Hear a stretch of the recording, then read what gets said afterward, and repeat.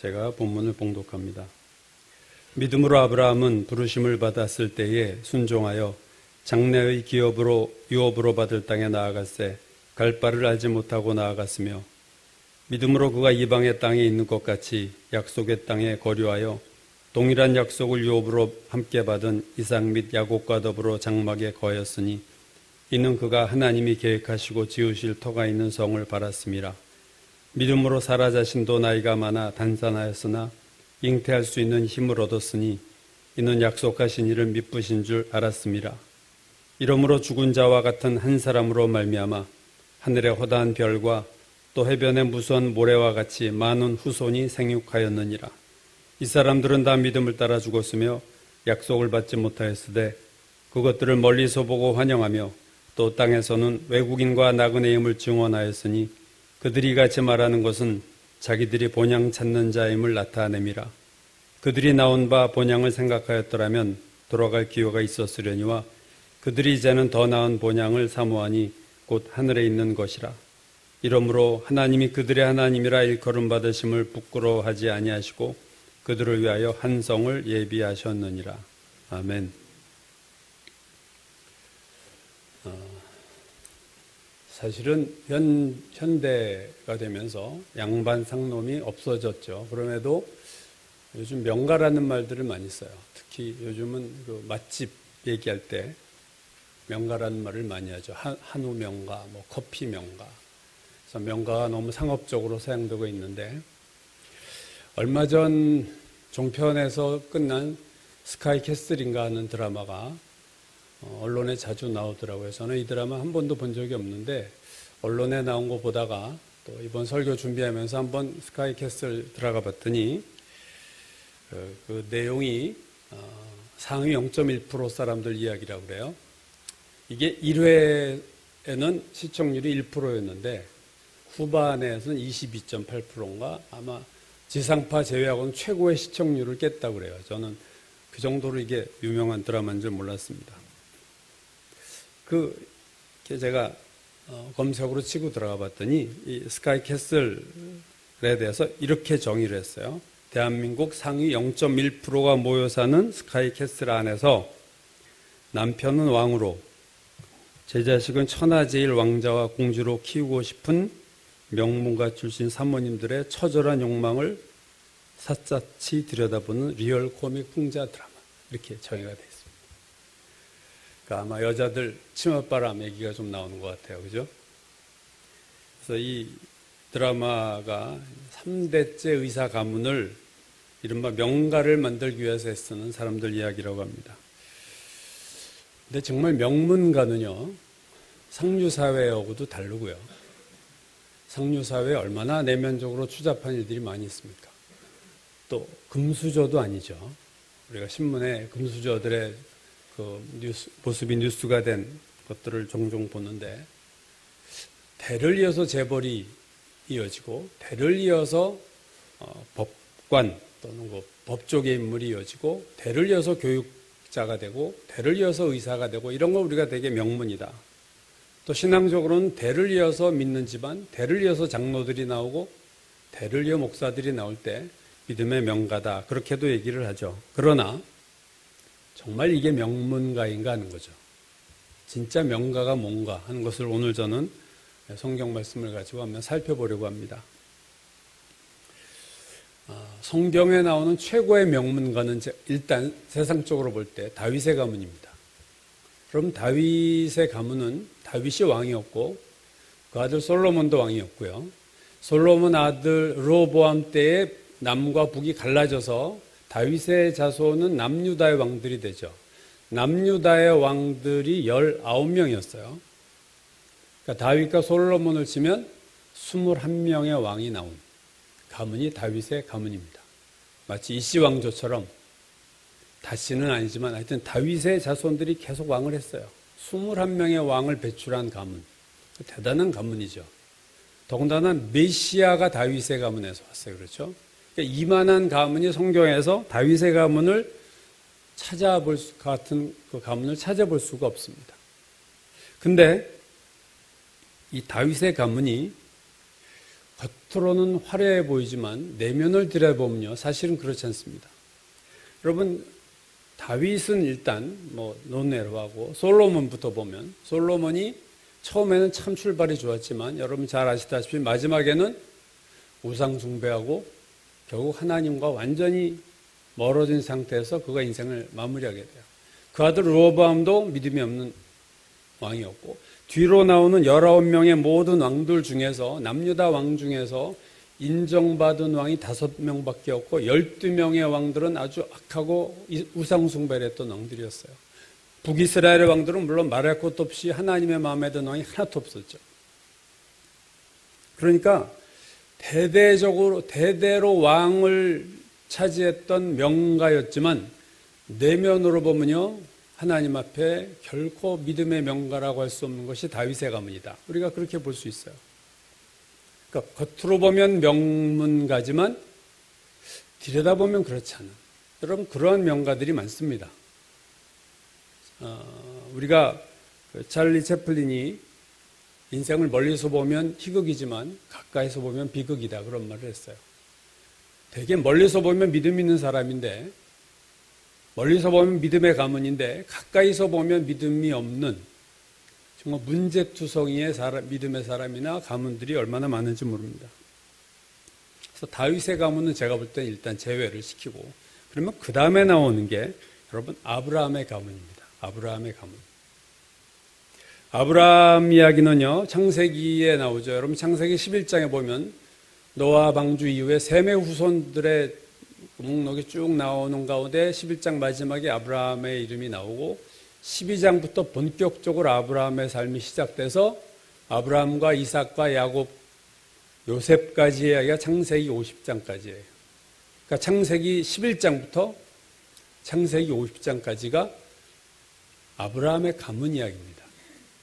그러니까 창세기의 80%가 아브라함 가문 이야기예요, 사실은. 창조 이야기 빼면 노아, 홍수까지 그 다음부터는 전부 아브라함의 가문, 자손, 손자, 증손자 이야기가 전부 창세기예요. 그리고 히브리서 오늘 11장을 제가 읽었는데요. 이게 히브리서 11장은 여러분 잘 아시다시피 믿음의 장입니다. 그래서 이 히브리서 11장에는 믿음의 인물들이 나오고, 이 히브리 11장에는 우리가 흔히들 믿음에 관한 명예의 전당이다, 그런 말을 해요. 여기에 이름이 오른다는 것은 명예의 전당에 오르는 거예요. 그러니까 이 히브리서 11장에 이름이 언급됐다는 것은 가문의 영광이죠. 이 히브리서 11장에 이름이 올라가는 자가 총 16명인데 구약에 나오는 수많은 믿음의 인물들이 올라가죠. 아벨, 에녹, 노아, 모세, 다윗, 사무엘, 이런 정말 기라성 같은 삼손, 이런 사람들의 이름이 올라가는데, 여러분이 16명 중에서 5명이 아브라함의 가문 사람들이에요. 아브라함, 부인 사라, 그리고 아들 이삭, 야곱, 요셉. 16명의 인물 중에서 5명이 아브라함의 직계, 그 가문의 사람들의 이름이 올라간다는 거고요. 그리고 오늘 아브라함의 그 가문을 포함한 그 믿음의 인물들을 언급한 게 히브리서 11장 4절부터 32절까지예요. 4절 믿음으로 아벨은, 이렇게 해석해서 아벨 이야기를 하면서부터 32절까지 믿음의 인물들이 나오는데, 그 가운데 아브라함 가문의 5명에 대한 언급이 15절, 15절을 언급하고 있어요. 여러분 전체 믿음의 인물들을 언급하는 것의 절반이 넘습니다. 5명에 대한 언급이 믿음의 인물들 16명에 대한 언급 중에서 절반을 넘을 만큼 아브라함의 자과 그 자손들에 대한 언급이 히브리서에 상당히 자세하게 기록되고 있어요. 여러분 구약 성경에 나오는 그 어떤 가문이 신약 성경에서 이렇게 집중 조명을 받은 예는 아브라함의 가문 외에는 없습니다. 그래서 정말로 아브라함의 가문은 믿음의 명가다, 우리가 그렇게 말해도 결코 과언이 아닌 것이 성경이 증명하고 있어요. 그렇다면 이 아브라함과 그의 아내 그리고 그의 자손들이 정말로 믿음의 명가에 오른 이유, 그 믿음은 어떤 믿음이었나 하는 거죠. 히브리서 11장 8절 이하에서 보면 아브라함이 보여준 믿음들이 나오는데요. 먼저 8절이죠. 오늘 읽었죠. 믿음으로 아브라함은 부르심을 받았을 때에 순종하여 장래 유업으로 받을 땅에 나아갈새 갈 바를 알지 못하고 나갔다. 아브라함의 첫 번째 믿음은 하나님이 그를 부르셨을 때 갈 바를 알지 못하고 어디로 가는지도 모르면서 고향을 떠났다는 거예요. 그것이 아브라함의 첫 번째 믿음입니다. 우리가 다 잘 아는 믿음이죠. 갈 바를 알지 못하고 순종했다. 두 번째는 9절의 믿음이죠. 믿음으로 그가 이방의 땅에 있는 것 같이 약속의 땅에 거류하여 동일한 약속을 유업으로 받은 이삭 및 야곱과 더불어 장막에 거하였다. 장막, 텐트를 치고 살았다.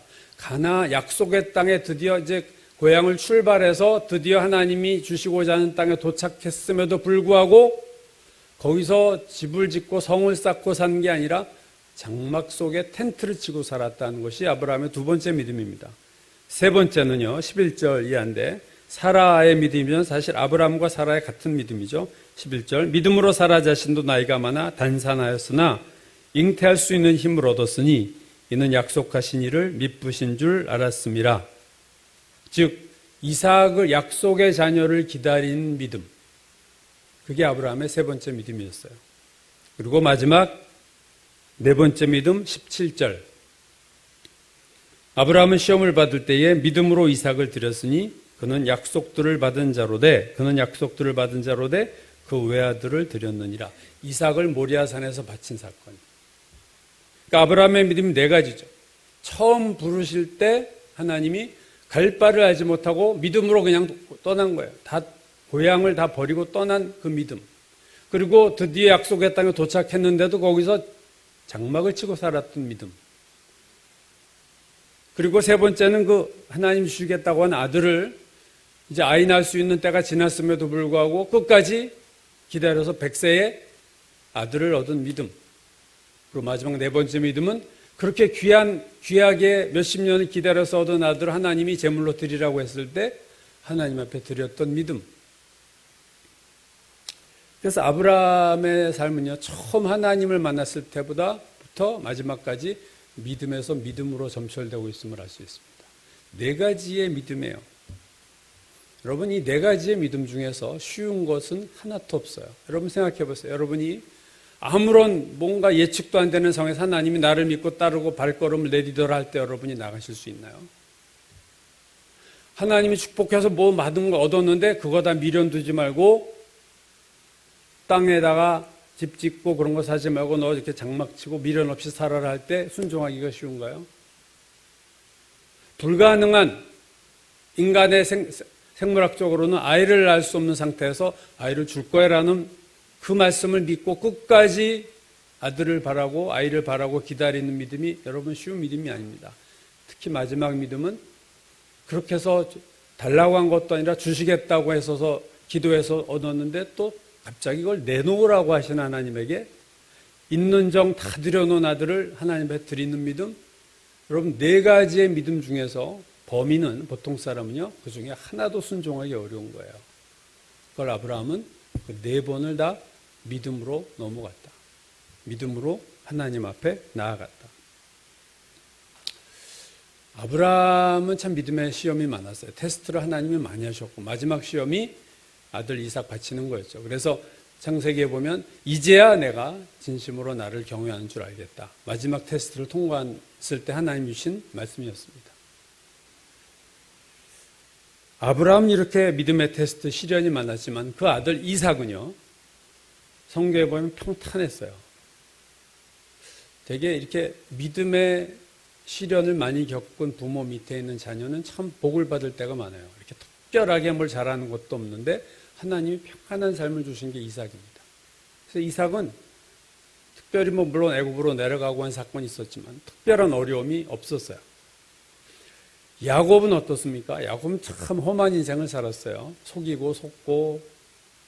그래서 그 바로 왕을 창세기에 보면 나중에 이제 흉년이 들어서 이제 이주를 하죠. 이주했을 때 바로 왕을 만났을 때 바로 왕에게 한 말이 그거예요. 내가 참 험악한 세월을 보냈습니다. 야곱이 바로 왕에게 한 말입니다. 험악한 세월을 보냈습니다. 근데 가만히 보면 그 험악한 세월을 보낸 이유가 뭐냐? 하나님이 어떤 의도적으로 준 고난이 아니라 자기가 잔머리 쓰고 세상적으로 남을 속이고 한 것 때문에 당한 고난이에요, 사실은. 자신의 문제로 인해서 당한 어려움이 사실은 야곱에게 많았습니다. 야곱의 성품이 참 바르지 못해서 하나님 그 성품을 바꾸시려고 참 어려움이 많았죠. 마지막으로 그 요셉은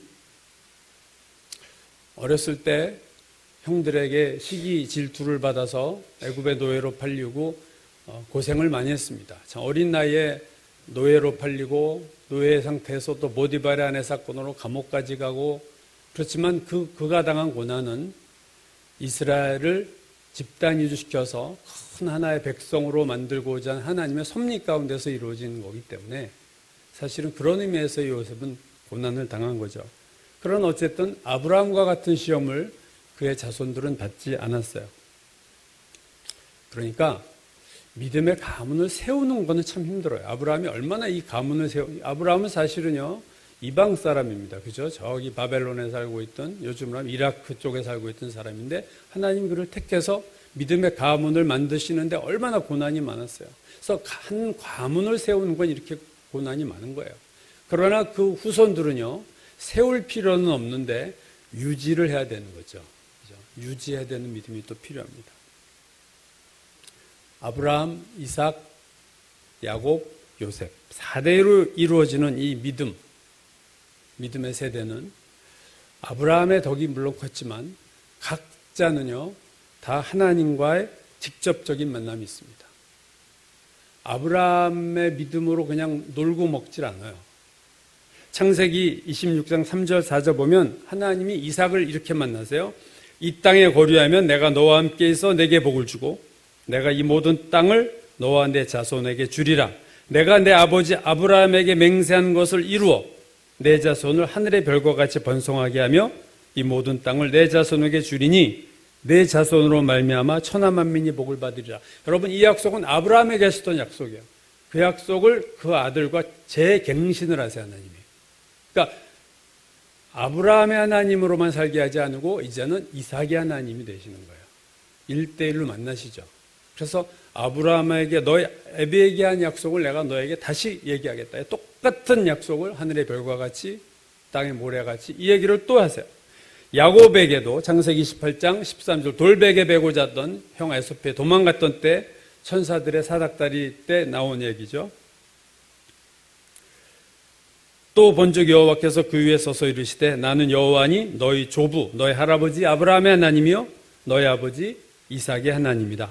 내가 누워있는 땅을 내가 너와 내 자손에게 주리니 내 자손이 땅의 티끌같이 되어 내가 서쪽 동쪽 북쪽 남쪽으로 퍼져갈지며 땅의 모든 족속이 너와 내 자손으로 말미암아 복을 받으리라. 여러분, 이 약속도 아브라함에게 하셨던 약속을 또다시 야곱과 하세요.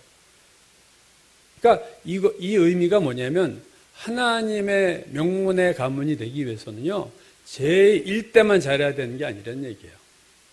하나님은 1대1로 만나시지 조상들과 만나주셨다고 그 자녀들과도 만나주는 법은 없어요. 그러니까 쉽게 말하면 신앙의 DNA는 없습니다. 여러분.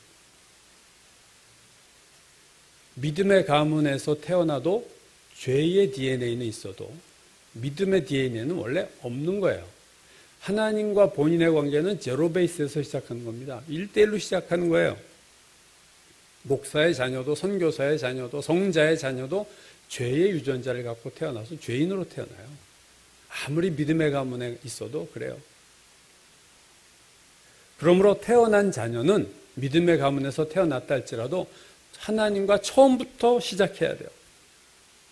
그래서 신앙은 개인적인 문제고 1대1의 문제입니다. 하나님은 없는 게 없으신 분이지만 하나님에게 없으신 게 하나 있어요. 그것은 뭐냐면 하나님은 손자, 손녀가 없어요. 증손자, 증손녀도 없어요. 하나님에게는 자녀만 있을 뿐입니다. 무슨 말입니까? 누가 믿었다고 그 다음 자녀도 하나님의 자녀가 되는 법은 없어요. 혈통으로 이어지는 법 없어요. 신앙은 1대1입니다. 그래서 하나님은 손자, 손녀가 없고 전부 다 하나님의 자녀예요. 아버지도 하나님의 자녀고 아들도 하나님의 자녀야. 그렇다고 아들이 아빠 나랑 동격이네 이러면 안 되죠. 뭐 아빠도 자녀고 나도 자녀고 나도 하나님의 자녀고 이렇게 맘먹으면 안 됩니다.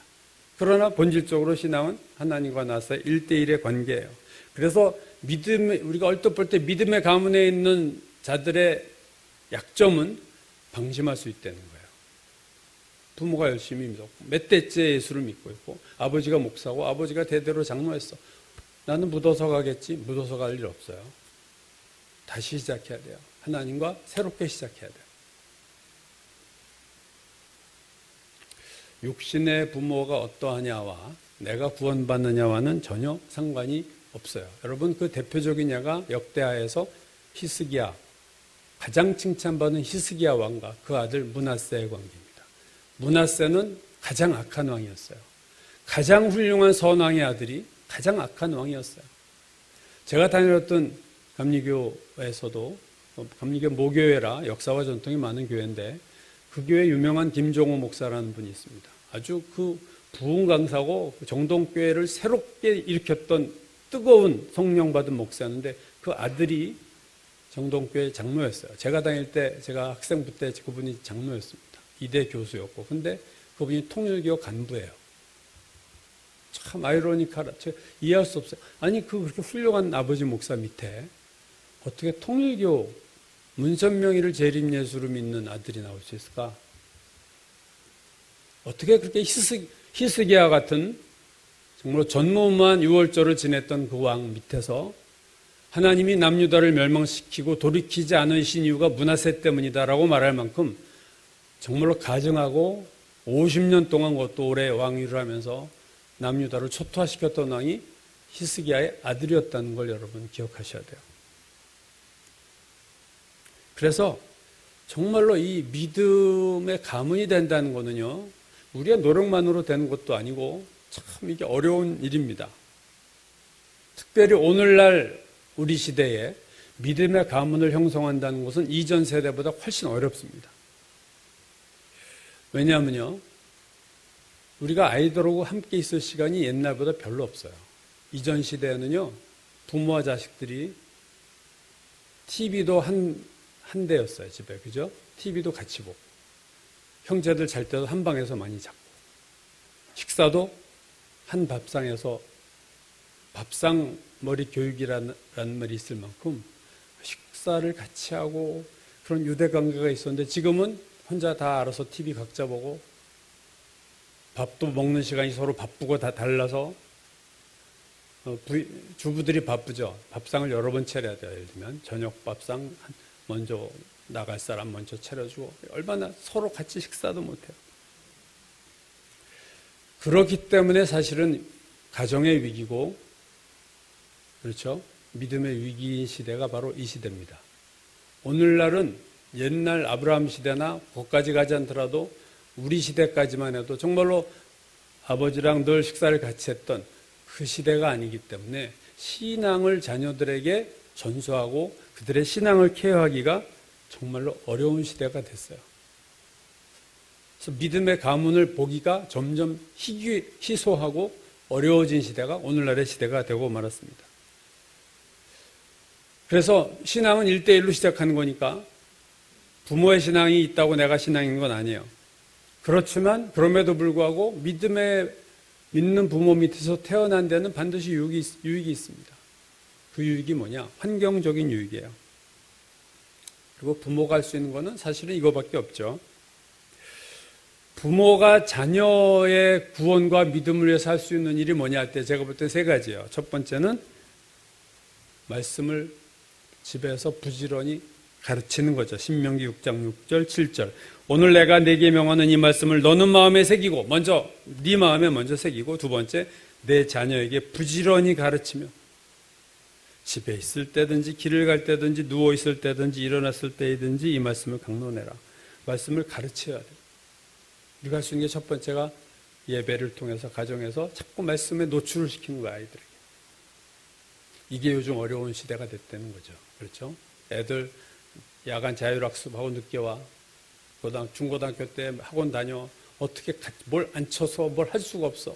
대학 가면 이건 또 고삐 풀린 망아지처럼.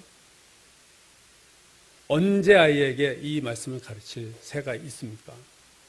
이건 싸움이에요. 여러분, 영적 싸움이에요. 가정에 예배를 드리고 자녀들을 말씀에 자꾸 노출시키는 거는요, 절대 저절로 되는 일이 없습니다. 아주 부모가 노력하고 기도하고 애쓰고 해야만 이게 될까 말까 하는 거예요. 그래서 이 말씀을 가르치는 거 쉽지 않습니다. 또 하나는 집에서 부모가, 이건 더 어려운데, 행동으로, 삶으로 보여주는 거예요. 조선의 밥상머리 교육이라는 책이 있어요. 그 저자가 전국에 있는 종가를 몇 년을 찾아다니면서 자녀 교육을 연구했는데, 그가 연구한 종갓집의 교육 철학을 한마디로 이렇게 말했어요. 자식은 부모 등을 보고 배운다. 부모의 삶으로 배운다는 거예요. 부모가 교회 열심히 나가는 게 자녀들에게 환경적으로 도움이 되지만, 그러나 그 부모의 삶이 자녀가 볼 때 전혀 믿음의 삶이 아니다라고 여겨진다면 오히려 믿지 않는 부모만도 못한 결과를 가져올 수 있어요. 믿는 부모, 아빠가 저래? 믿는 엄마가 저러면서 이러면 더 오히려 하나님과 멀어지는 계기가 될 수 있다는 면에서 사실은 더 어렵습니다. 근데 사실은요, 이거 삶으로 보여주고 말씀에 노출시키고 하는 거는요, 아이가 어릴 때 얘기예요. 근데 여기 있는 우리 교우들, 성인 된 자녀들이 많잖아요. 이미 다 지나간 버스예요. 자, 어떡할 거냐. 이미 다 커버리고 믿음 없는 자녀가 되고 마는 경우는 어떡할 거예요. 그게 마지막 방법이죠. 그거는 자녀의 구원을 위한 눈물의 기도입니다. 어거스틴의 어머니 모니카가 유명한 이러한 것에 대한 예가 됩니다. 어거스틴은 기독교 1000년 역사에서 한두 명 나올까 말까 한 인물이다. 그렇게 기독교 역사에서 중요한 인물이지만 젊었을 때 어거스틴은 이방 종교에 들어갔고 여자와 동거하고 아이 낳고 요즘으로 말하면 엉망진창이에요. 그런 삶을 살던 쾌락적인 삶을 추구했어요. 어거스틴의 어머니 모니카도 처음에는 아들이 지위를 얻고 특권을 누리고 요즘으로 정말로 세상에서 좋은 학벌에서 성공하기를 바라는 기도를 늘 했었어요. 그러다가 어느 순간을 넘어서자 모니카의 기도가 바뀝니다. 하나님, 아들을 구원해 주십시오. 이젠 심각해진 거예요. 아들을 구원해 달라. 처음에는 아들을 성공하게 해주세요. 이건 여유 있는 기도예요. 그죠? 철 모르는 기도입니다. 근데 정말로 본질이 심각하게 이제 드러나니까 하나님, 우리 아들을 구원하옵소서. 그래서 아들의 구원을 놓고 기도했어요. 어거스틴의 고백록에 보면 자기 어머니 모니카에 대해서 이렇게 말해요. 우리 어머니는 나를 출산할 때보다 나의 구원을 위해서 더 큰 노력을 기울이셨다.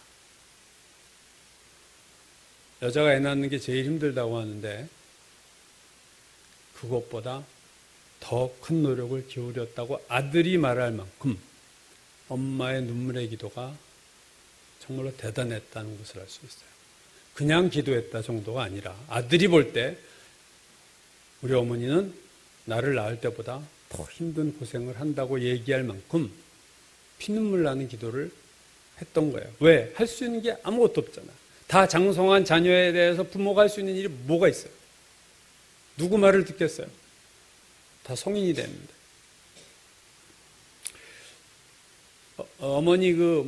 어거스틴의 어머니 모니카는요, 일찍 세상을 떠나요. 56세 때 떠났는데, 어거스틴 나이가 33살 때였습니다. 청년 때 떠나는데요.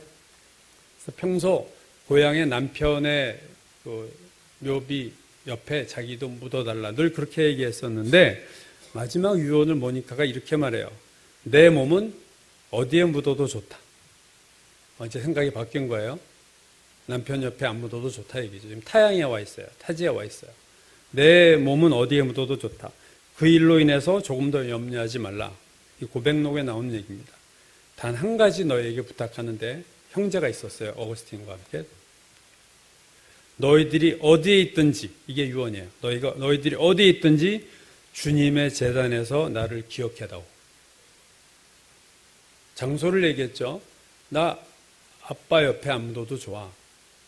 내 시신을 거기다 묻지 않아도 좋아. 그냥 여기다 묻어. 그런데 장소에 대한 얘기를 하나 했어요.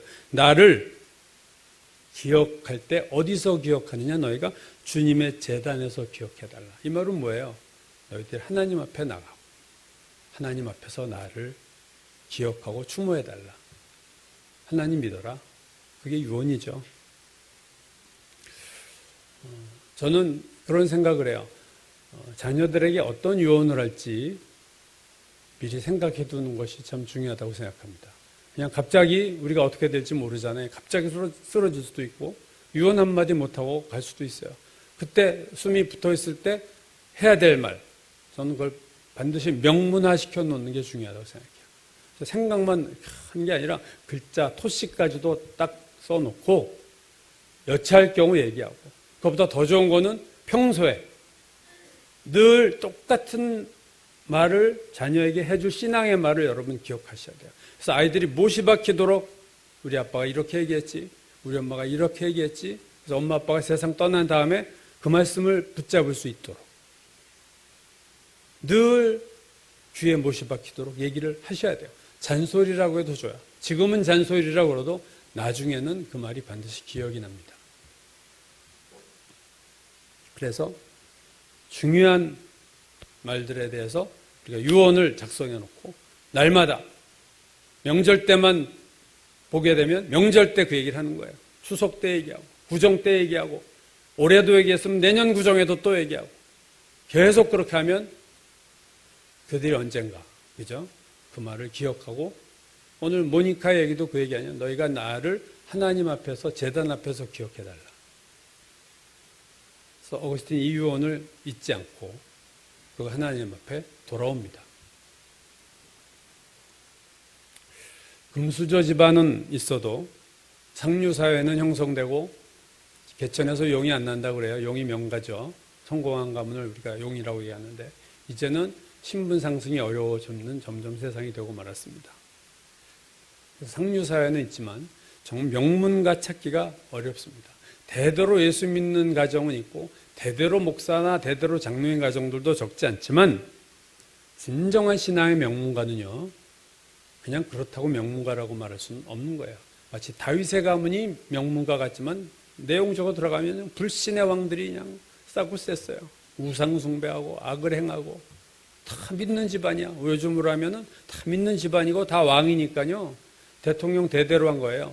다 예수 믿는 대통령, 예수 믿는 왕, 그리고 대대로 성공해서 부와 물질과 명예 다 누리는데 명문가다. 근데 뚜껑 열어보면 내면을 뜯어보면 이거 완전히 뭐 사악한 왕들이 한둘이 아니고, 믿음의 명문가, 신앙의 명문가가 된다는 거는요, 그거예요. 믿음을 유산으로 물려줄 수 있는 가정입니다, 여러분. 믿음을 물려주고 믿음을 물려받는 가정이 신앙의 명문가예요. 이게 저절로 될 리가 없죠. 믿음과 순종의 삶이 대물림을 할 수 있다. 이게 정말로 축복이에요. 저는 이것을 물려주는 것은 정말로 돈을 물려주는 것보다 더 어려운 거예요. 돈을 벌기도 어렵고 그 번 돈 물려주는 것도 쉽지 않지만 내가 믿음을 갖고, 먼저 믿음이 있어야 뭐 물려줄 게 있을 거 아닙니까? 내가 믿음이 없는데 무슨 믿음의 유산을 물려주겠어요? 먼저 내가 믿음의 사람이 되고 아브라함처럼, 그 다음에 그 믿음을 유업으로 유산으로 물려주고 그들이 또 거부하지 않고 믿음을 유업으로 받을 때 그게 믿음의 명문가가 되는 거예요. 그게 믿음의 명문가가 탄생하는 겁니다. 저절로 되지 않겠죠. 끊임없는 나 스스로의 믿음의 도전이 있어야 되고 노력이 있어야 되고 눈물의 기도가 있어야 되고요. 그리고 하나님의 은혜를 구하셔야 돼요. 이게 인간의 힘으로만이 절대 되지 않는 일이기 때문에 하나님의 은혜를 구하는 기도를 하셔야 돼요. 먼저 믿음의 명문가가 되려면 본인의 믿음을 굳건히 해야 됩니다. 여러분, 아브라함이 4번의 시험을 받았다고 그랬죠. 4번의 테스트를 한 건데 하나님이 그 테스트를 다, 하나님 물론 도와주신 것도 있지만 다 통과를 했어요. 건물이 오래 높이 쌓여지려면 기초가 튼튼해야 됩니다. 여러분, 아브라함의 믿음의 기초가 탄탄했어요. 그 위에 이삭이 놓이고 그 다음에 야곱이 놓이고 그 다음에 요셉이 놓이고, 그렇죠? 후대의 신앙이 좀 부족해도 아브라함의 이 건물의 기초를 너무 잘한 거예요. 처음 일대가 그래서 중요합니다, 여러분. 신앙의 일대가 중요해요. 일대가 얼마나 믿음을 탄탄히 쌓았느냐에 따라 2대, 3대, 4대. 아브라함은 정말로 믿음의 기초를 잘 쌓았어요. 먼저 본인의 믿음의 조상이라고 할 만큼 그의 믿음이 대단한 믿음의 사람이 된 거예요. 그게 첫 번째요. 그 다음에는 아까도 얘기했듯이 자녀가 어릴 때 이건 기회가 아직 많은 거죠. 끊임없이 말씀에 노출을 시키고 삶으로 본을 보여야 돼요. 말씀대로 내가 살아야 돼요. 이게 믿음의 명가가 이게 저절로 될 수가 없고 얼마나 어렵습니까? 내가 말씀을 지키고 살 때 밥상머리 교육에서 말한 것처럼 부모의 등을 보고 배운다. 자녀는 부모의 말로 배우는 게 아니라 부모의 삶을 보고 배운다는 거 아니겠어요? 저절로 될 수 없는 믿음의 명가입니다. 그리고 마지막으로는 눈물의 기도를 해야 돼요. 자녀의 구원과 믿음을 놓고 그렇게 기도하세요. 세상에서 성공하라고 눈물을 흘려 기도하라는 의미가 아니고 그건 다음 문제예요. 우리 아이가 구원받을 수 있도록, 우리 아이가 믿음의 자녀가 되도록 여러분 모니카처럼 기도하셔야 돼요. 그래야 소망이 있습니다. 엄마 아빠가, 부모가 그런 기도를 자녀를 놓고 해야 돼요. 매일 엉뚱한 기도만 해요. 성령이 우리가 마땅히 빌바를 알지 못하나 성령이 말할 수 없는 탄식으로 우리를 위해서 간구하시느니라. 자녀를 위한다는 기도가 매일 성공하는 기도만 하면 성령이 탄식하신다는 거예요. 마땅히 기도할 바를 모르고 엉뚱한 기도만 하고 부모가 있으니 성령이 속 터지는 거죠. 여러분 자녀 기도에 뭐에 초점을 두고 기도하시나 잘 보셔야 돼요. 내가 어디에 초점을 두고 여러 가지를 다 기도해야죠. 물론 뭐 믿음만 달라고 기도할 수는 없잖아요. 근데 어디에 우선순위가 확실히 서 있는가? 오늘 본문은 히브리서 본문은 아브라함, 사라, 이삭, 야곱을 말한 뒤 13절 이하에서 이렇게 말씀하고 있어요. 이 사람들은 여기서 말한 이 사람들은요. 아브라함의 식구들이 아브라함과 사라, 이삭, 야곱 얘기한 다음에 바로예요.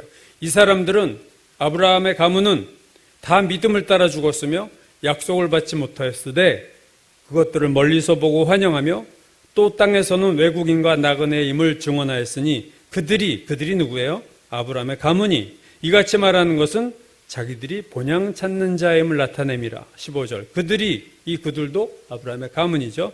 나온 바 본향을 생각하였더라면 돌아갈 기회가 있었으려니와 그들이 이제는 더 나은 본향을 사모하니 곧 하늘에 있는 것이라. 이러므로 하나님이 그들의 하나님이라 일컬음 받으심을 부끄러워하지 아니하시고. 여러분 성경에 보면 뭐라고 그래? 아브라함의 하나님, 이삭의 하나님, 야곱의 하나님. 그들의 하나님이에요. 다윗의 하나님이라는 말 들어본 적 없어요.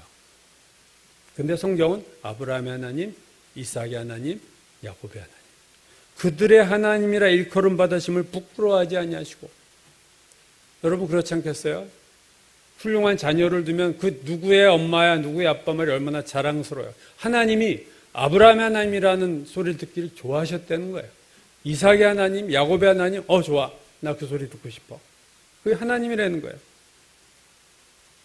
그들의 하나님이라 일컬음 받았음을 부끄러워하지 아니하시고.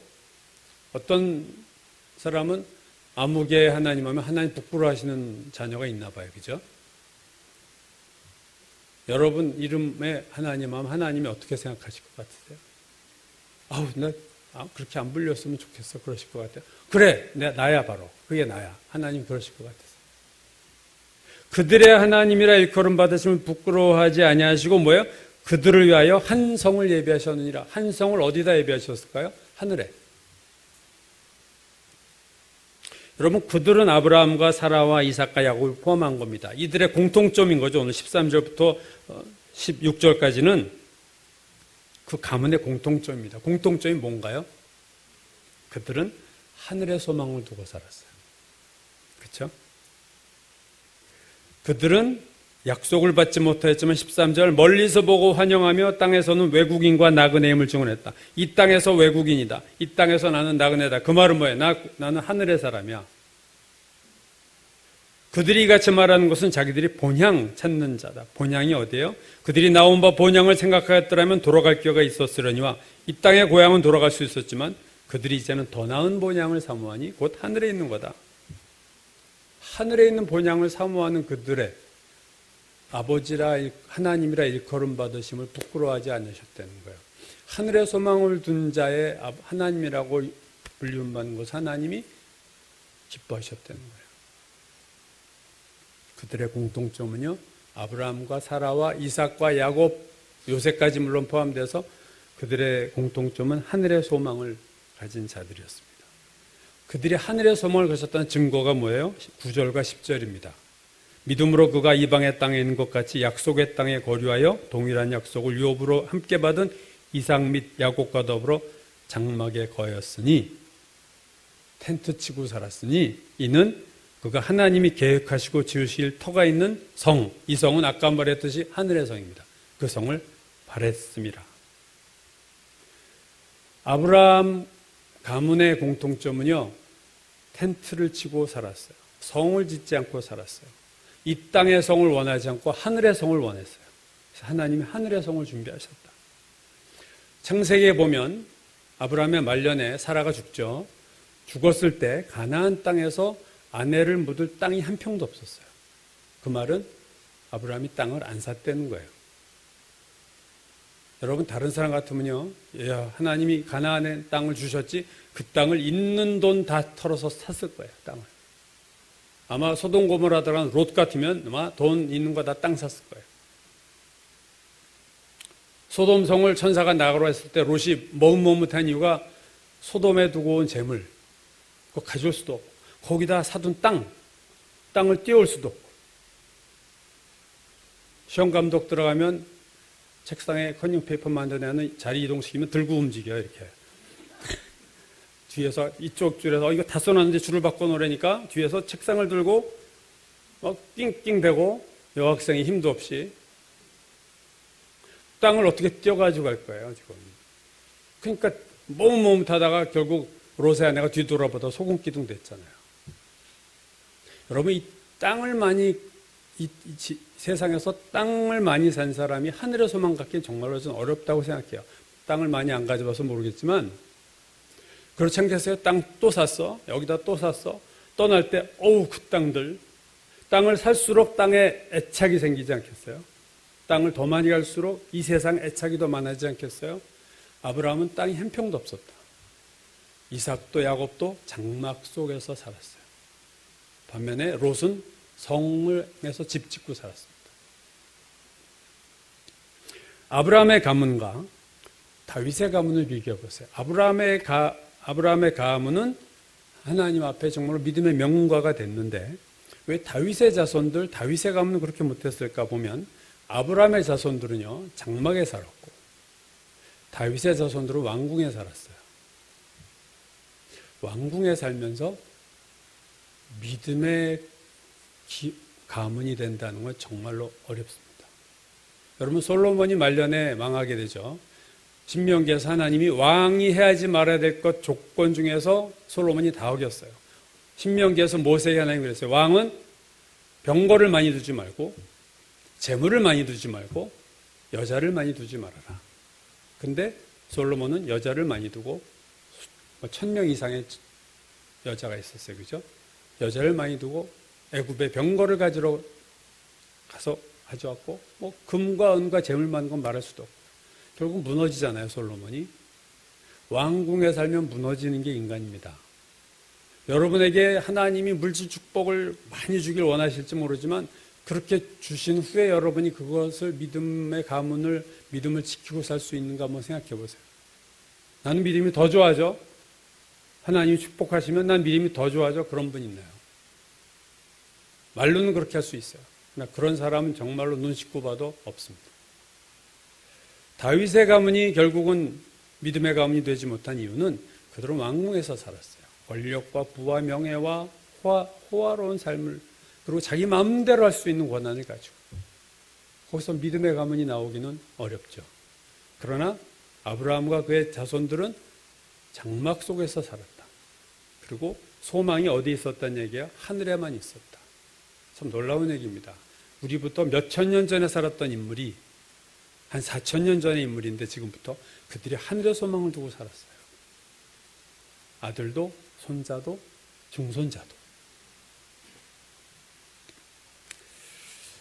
그걸 보면 믿음의 명가가 되는 거에 세상적인 명문가는 아무 상관이 없고 오히려 세상에서 명문가이면서 믿음의 명가 되기는 더 어렵습니다.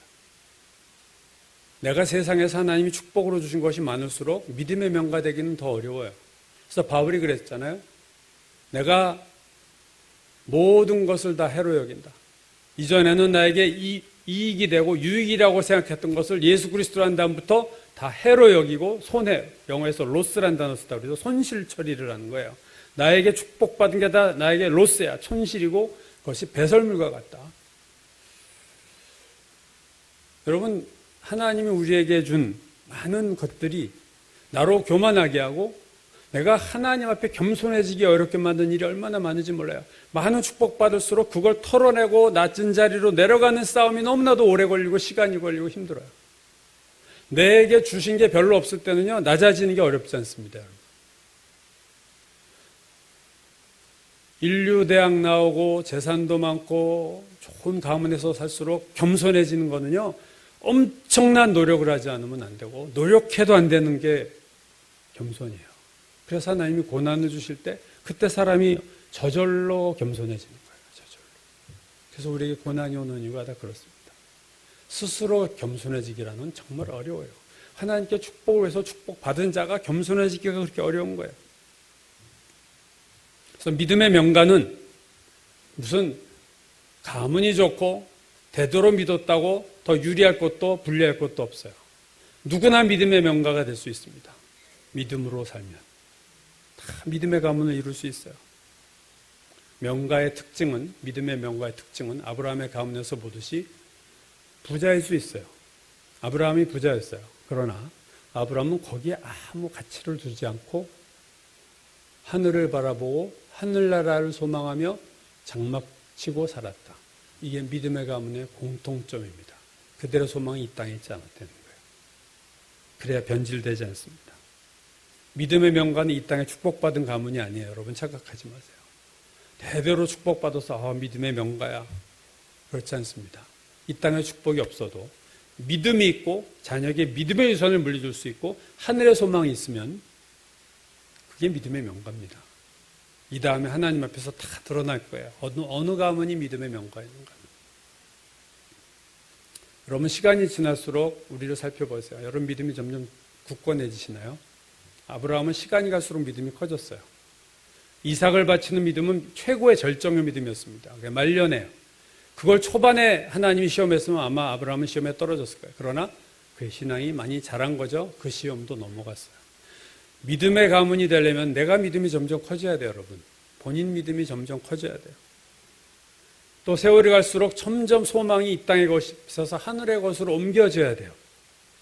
이게 안 되면 그건 신앙이 자란 게 아닙니다. 나는 늙어서도 소망이 이 땅의 거야? 그건 아직 믿음이 어린아이인 거예요, 여러분. 뭐가 안 보이는 거예요. 그리고 자녀에게 믿음의 유산을 물려주려고 애쓰고 기도하는가? 눈물을 흘리면서 아이들의 자녀의 구원과 믿음을 위해서 기도하는가? 여기에 예스 하면 믿음의 가문이 형성되어 가는 거라고 저는 믿습니다. 그러나 난 전혀 그러지 않는데 그러면 여러분 다시 시작해야 되는 거죠. 오늘 아브라함의 믿음의 가문을 보면서 우리가 어떻게 살아야 될까 하는 것을 어떻게 보면 좋은 지침을 또한 그 가이드가 오늘 우리에게 되고 있음을 봅니다. 우리 보통교회 모든 교우들 가정이 좀 믿음의 가정이 되고 믿음이 대를 이어서 믿음의 명문가가 되기를 주의 이름으로 축원합니다.